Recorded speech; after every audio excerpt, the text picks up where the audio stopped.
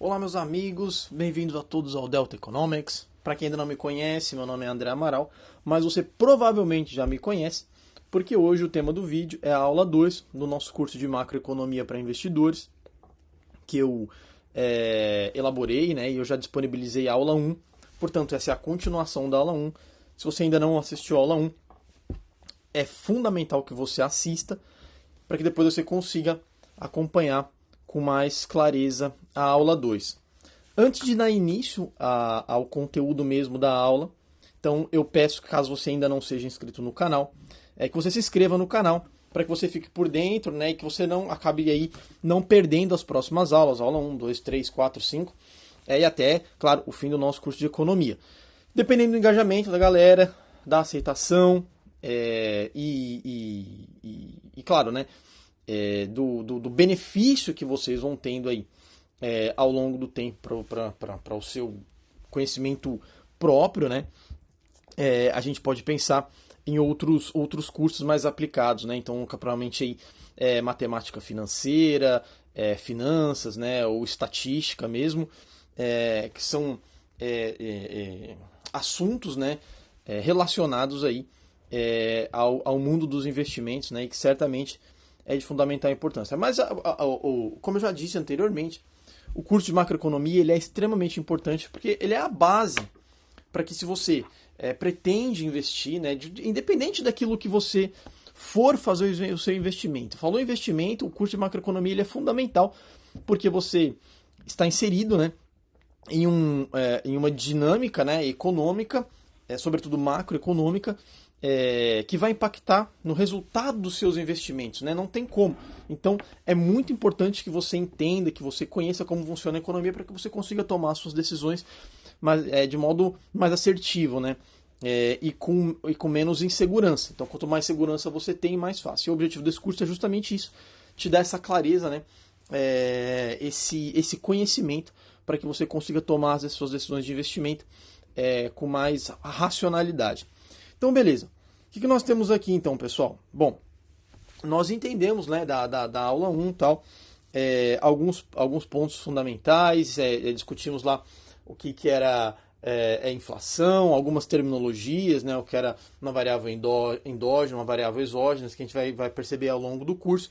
Mas, da aula 2, o que eu acho que é de fundamental importância para que a gente consiga entender, né, a equação fundamental do produto, né, é a poupança nacional, né? E a poupança nacional ela é interessante, que é justamente o que nós temos aqui, que eu marquei aqui como poupança nacional. E por que para mim ela é extremamente importante, né? Porque ela vai fazer ali o link, né, com a nossa equação do PIB, né, do produto. Então, para quem não se lembra, né, o que é a equação do PIB? A gente vai ver de novo, mas já vou colocar aqui desde agora para que você entenda com mais facilidade, né? Então ele vai ser, né, o produto, né, que é o PIB mesmo, né, o que é produzido naquela economia. Ele é igual ao consumo mais investimento mais os gastos governamentais e o saldo, né, da balança comercial, que a gente vai ver com mais detalhes, né, com um detalhe mais aprofundado.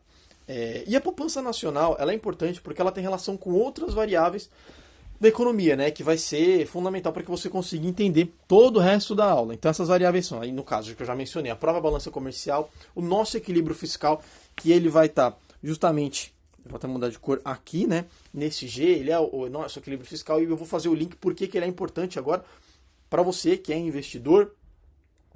O fluxo de capitais também é importantíssimo. Taxa de juros também, que ele vai impactar aqui o nosso investimento, né? E a questão da taxa de câmbio também, que é de fundamental importância, que a gente vai entender sempre com mais calma aí e com mais clareza ao longo do curso, né? E com mais detalhe. Então vamos lá. Beleza, chegamos aqui.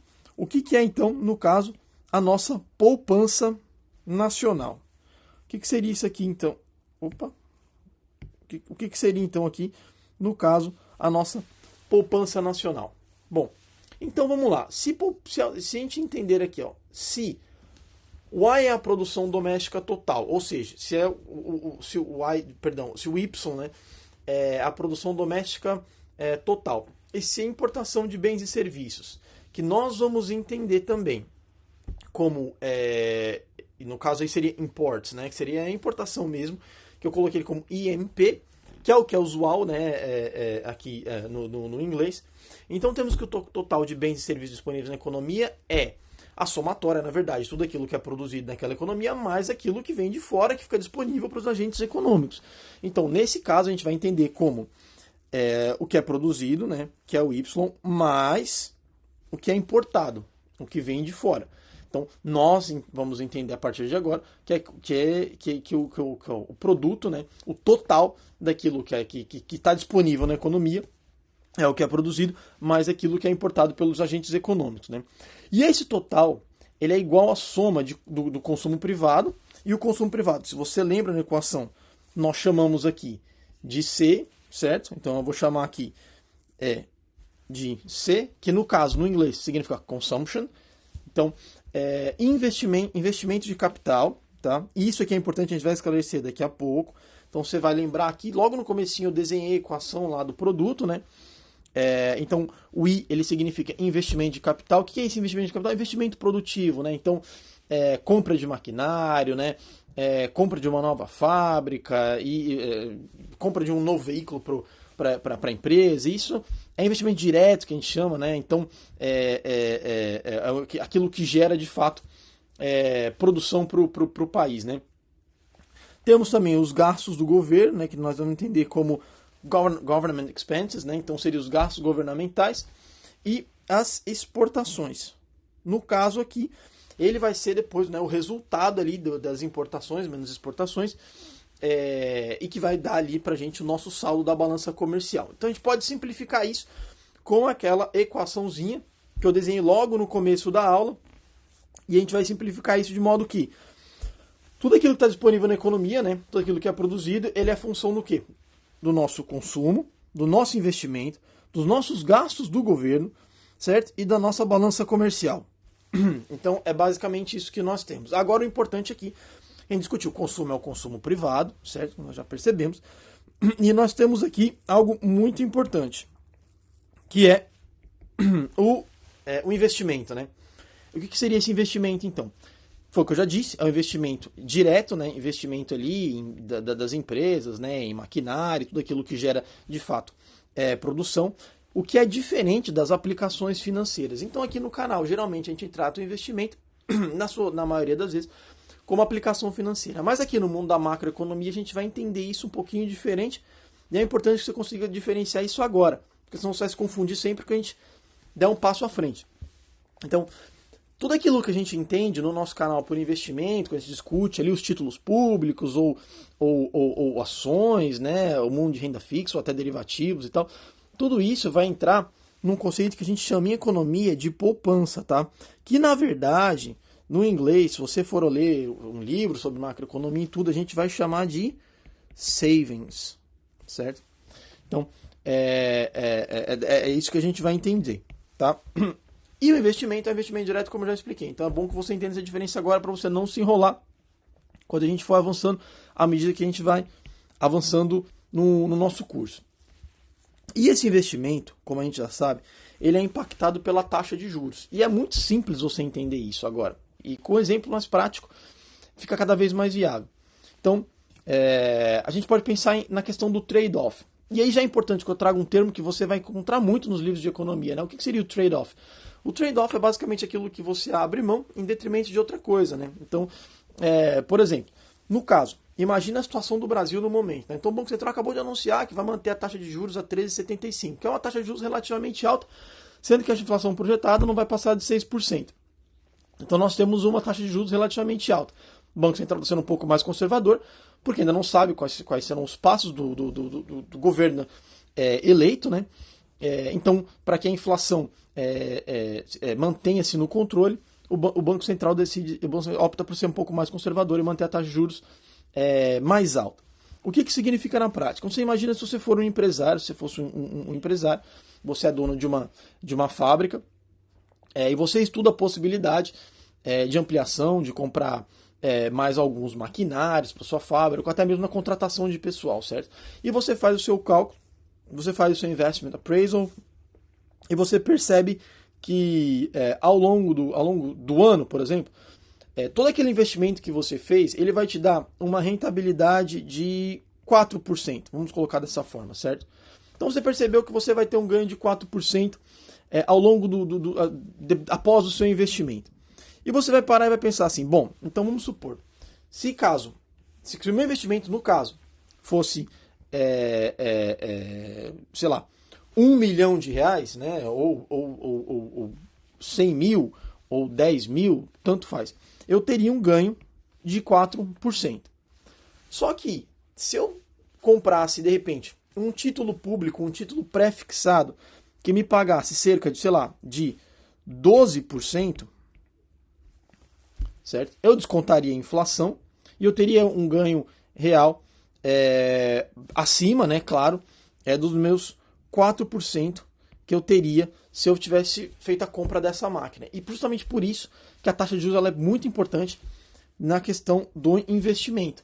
Porque o investidor, o empresário, ele sempre pensa nesse trade-off. Então, hoje, no caso, de repente, para ele, vale muito mais a pena comprar um título público, que a gente chama de risk-free asset, que seria um ativo livre de risco, do que assumir um risco muito maior comprando uma máquina, tendo uma rentabilidade de cerca de 4%. Então, para ele não faz sentido, vale mais a pena ele fazer uma aplicação financeira, que no caso entraria como savings, né? Por isso que a taxa de juros ela é muito importante, que ela não seja muito alta, porque se ela for muito alta, significa o quê?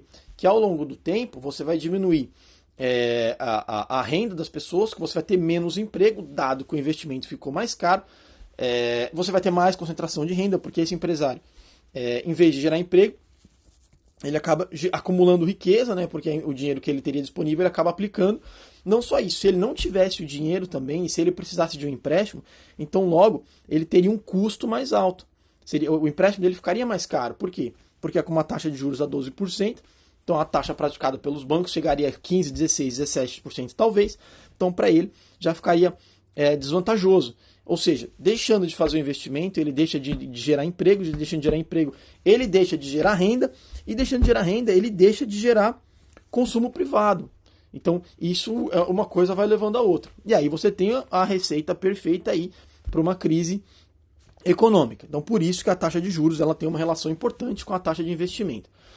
Se não ficou tudo muito claro para você agora, não se preocupa. O vídeo vai ficar gravado, você pode assistir várias vezes. Mas o mais importante é que você entenda a relação, por enquanto, né, da taxa de juros com o investimento direto. E você começa a perceber que a taxa de juros mais alta, ela gera, no caso, aí, concentração de renda, em vez ali de consumo, né, e em vez também de emprego. Então é mais importante que você entenda isso. E no caso, claro, óbvio, mais a relação aqui com o investimento. Então, vamos avançar, vamos entender um pouquinho mais aqui o que acontece daí em diante, né? Então, como eu expliquei, né, o que é produzido ali, aqui todo aquele consumo que ele vai virar em valor monetário, né? Então, se a gente estiver pensando aí no PIB do Brasil, e todo esse PIB ele é em reais, então ele passa a ser consumido e vira renda. Bom, para quem viu assistiu a última aula, eu mencionei sobre o fluxo circular da renda. Então, os trabalhadores vendem mão de obra, as empresas compram essa mão de obra e remuneram, né, em troca de salários e tudo. E esse salário também tem uma parte que vai para o governo e tal. E a gente já entendeu essa dinâmica, né? Então, isso passa a virar renda, que por sua vez passa a ser consumo. Então, as famílias recebem os salários e eles dali consomem, né, com alimentação, lazer e outras coisas. Beleza. Então, nós temos que C passa a ser a renda nacional, né? Que no caso seria o consumo, que é usada para consumo, mais parte vira poupança. Esse C, que na verdade é o vetor, né? Então, dependendo da economia, né, ela pode gerar aí em torno de 60%, 70% de todo o nosso Y aqui, né? De todo o nosso PIB, né? Depende da economia de cada país. Então, o consumo ele passa a ser... Então, a renda ela passa a ser consumo, né? Então, você consome. Só que, em muitos casos, nem toda a sua renda ela passa a ser só consumo. Então, por exemplo, pensa no indivíduo no Brasil que ganha cerca aí, vamos supor, de 20 mil reais, certo? Então, o cara que ganha 20 mil reais, vamos supor que ele tem um custo familiar de 15 mil por mês, certo? Ou seja, o que acontece com esses outros 5 mil que ficou para ele aqui? Esses outros 5 mil, a gente vai entender na macroeconomia que ele vai virar savings, ele vai virar poupança. Então, aquilo que não virou C passa a ser S, que a gente chama de poupança, passa a ser savings. Tá? E a outra parte, ela vai virar tributo. Porque tudo aquilo que você consome, ou você paga o tributo quando você consome, ou você paga ali quando você recebe o seu salário. Né? Então, quem nunca recebeu o seu salário e viu ali os seus quase 30%, que é descontado direto na fonte, né, pelo Estado. Dependendo do país, você pode pagar até 40%, 45%, também dependendo da sua renda, né? Então você tem essas duas partes aí, né? Então você tem aquilo que não é consumido, que vira poupança, e você tem também uma parte da sua renda que vai virar tributos, né? Sendo assim, então, o que nós temos? Então a gente pode chamar a renda, ela vai ser igual ao nosso consumo, mais a nossa poupança, mais o nosso T de tax, que seria os nossos impostos. Né? Só que é importante entender que esse consumo é o consumo privado das famílias, é a poupança privada das famílias, e esse T, que seria o tax, é o nosso imposto líquido. O que eu quero dizer com isso?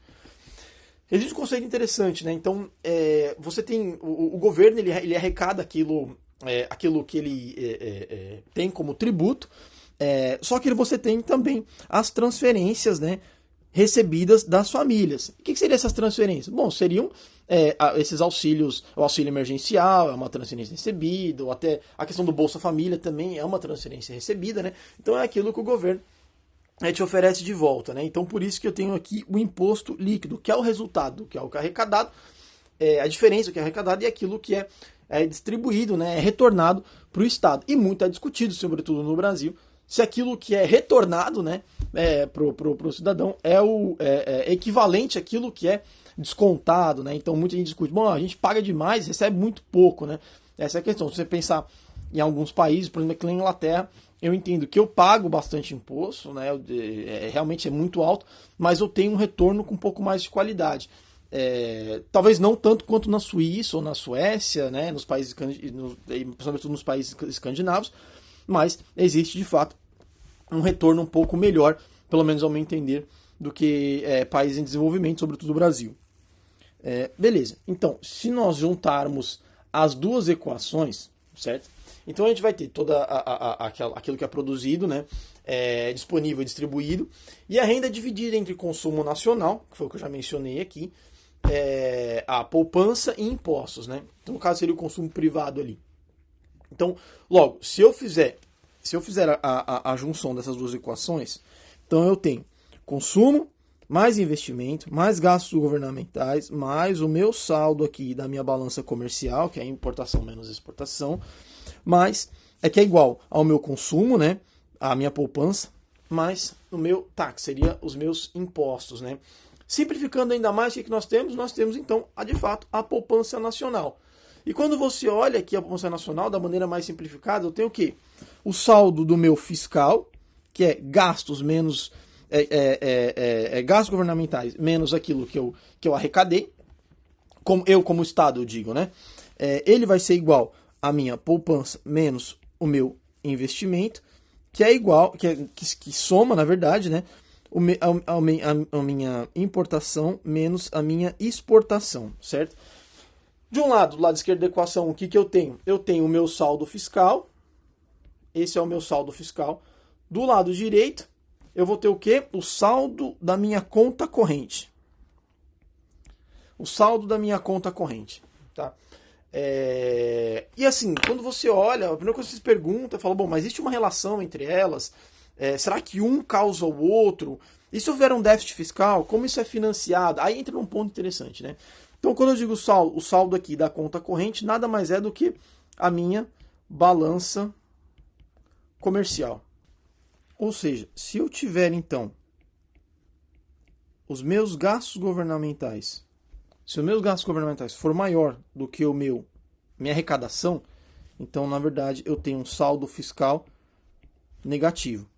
certo? E se você, no Brasil, você já deve ter visto muito isso, né? Que o nosso fiscal é bastante desajustado. O Brasil é um país que gasta muito, mas gasta muito mal. Então, quando a arrecadação ela não é equivalente aos seus gastos governamentais, então você tem um déficit, né? E ao passo que a balança comercial é a mesma coisa. Então, se você importa mais do que você exporta, então você tem um déficit, você exporta mais do que o que você importa, então na verdade você tem um superávit, né, da balança comercial. E o que é mais importante agora para a gente é focar aqui nessa parte do fiscal, né? Como então que esse fiscal, dado, né, um gasto maior do que a arrecadação, como que isso é financiado? Existem três maneiras que o Estado financia o seu déficit fiscal, né?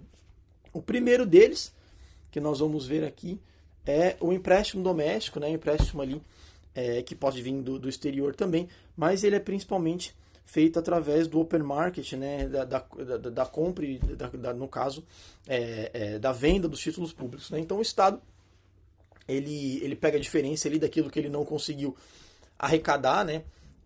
Mas gastou mais do que arrecadou, e ele financia isso através da venda de títulos públicos. Então, você entra lá no site Tesouro Direto, então você vai ver que aqueles títulos que estão ali, eles são usados, né, para que o governo consiga pagar as suas dívidas, né?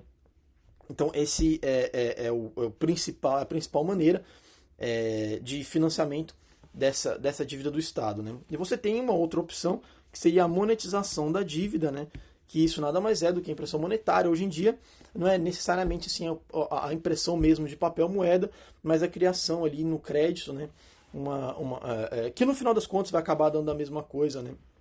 Então, essa monetização ela aumenta a quantidade de moeda em circulação, né? Aumenta a capacidade de multiplicação da moeda por bancos, né? Ou pode ser feito até mesmo pelo Banco Central direto.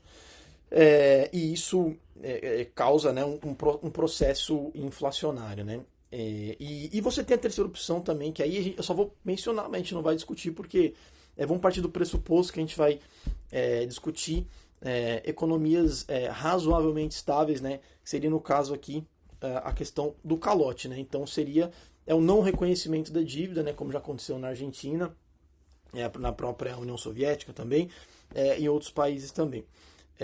Então, assim, eu acho que por aqui, a gente pode parar por aqui hoje. A gente vai entender um pouquinho mais essa dinâmica, como tudo isso funciona. Mas para isso a gente precisa entender um pouquinho mais alguns conceitos de oferta e demanda, que vai relembrar um pouco da parte de microeconomia. Mas o que é mais importante aqui, que eu queria que você tirasse, né, e levasse para os seus próprios investimentos, é a relação importante do saldo fiscal. Por que isso é importante no caso, se você é investidor? Porque o saldo fiscal, né, o desajuste fiscal, ele representa o quê? Uma necessidade de financiamento maior. E aí aquele conceito é o mesmo para pessoa, para um governo, né, ou mesmo para uma pessoa física, né? Então, se você tá com necessidade de dinheiro, né? Então, se você se endivida, cada vez mais você se endivida mais, então é natural que o risco da pessoa que te empresta, ele aumenta.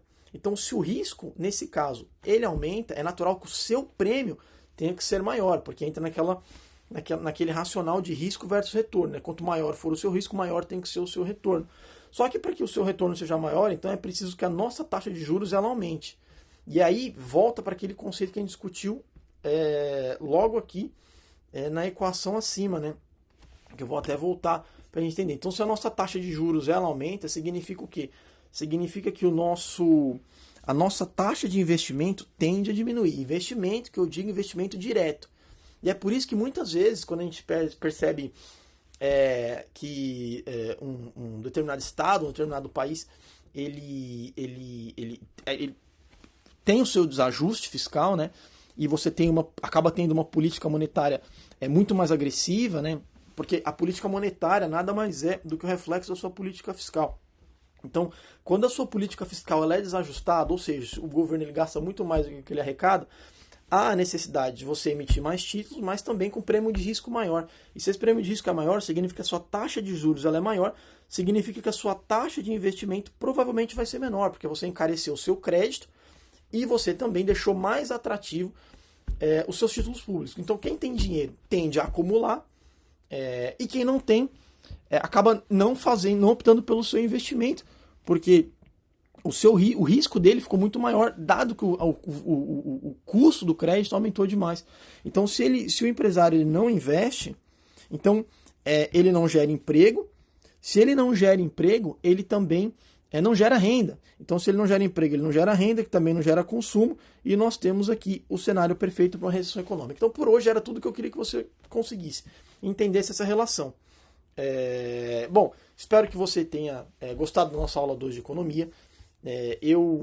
Mais uma vez, caso tenha gostado do conteúdo, eu peço que você se inscreva no canal, compartilhe com seus amigos e vamos seguir em frente até a próxima aula, que vai ser a nossa aula 3. Beleza, pessoal? Um grande abraço, te vejo na próxima aula.